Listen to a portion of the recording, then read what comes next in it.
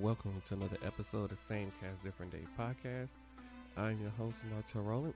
I would say sorry.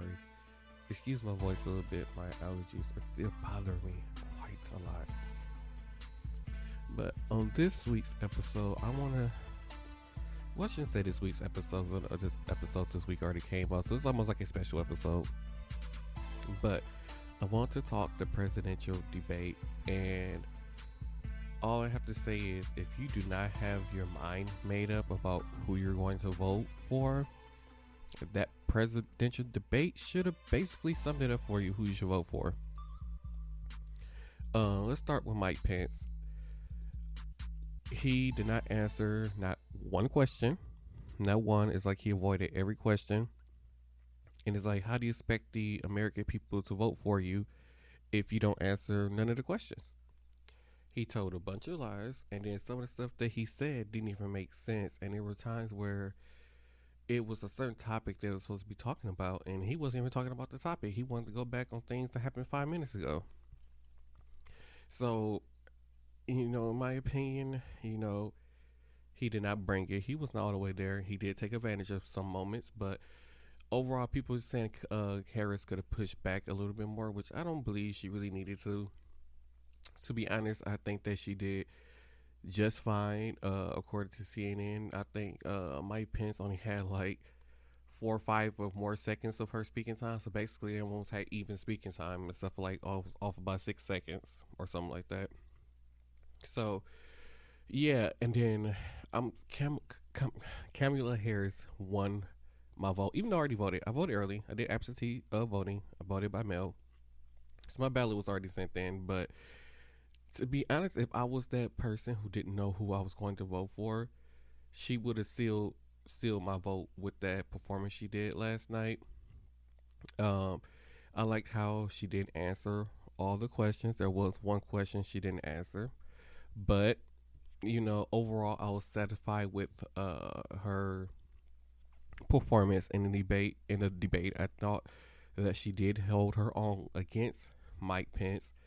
And that look she gave him when she was lying, how you look at your mama how your mama look at you when you was lying, and I'm pretty sure y'all saw all the memes on Facebook and Twitter about that. It was priceless. And then when Mike had that fly on his head, oh God, Twitter erupted. Even my house here erupted. It was hilarious. And then the way how she looking at him, like I wonder when she was sitting up there looking at him, I wonder what she thinking, like, he's already sitting up here lying, and then he got this damn fly on his head. Like, dude, I wonder did she see the fly on his head while he was talking, or it was just a hilarious moment.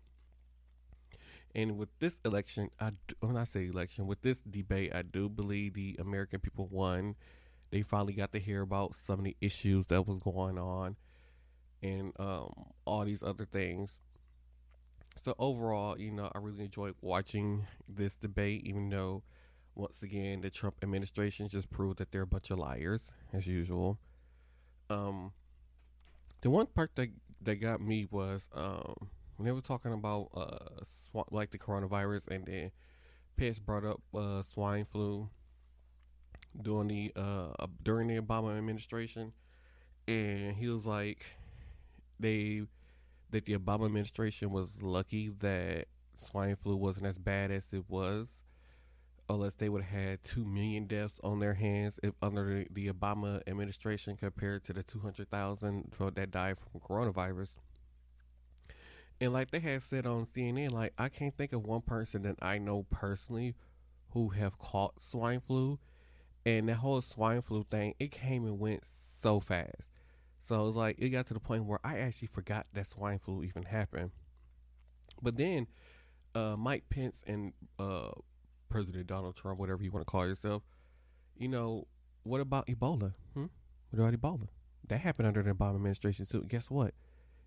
All these people over here in Africa and wherever Ebola first started at, guess what? All these people was over here dying.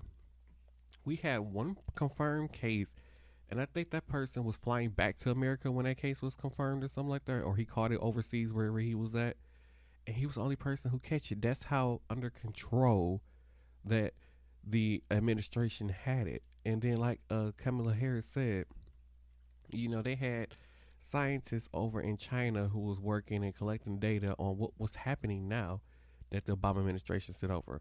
There was a panel of experts who worked on diseases and pandemics and whatever, and predicted this was happening, and you got rid of them under the Trump administration. So you guys knew what was coming.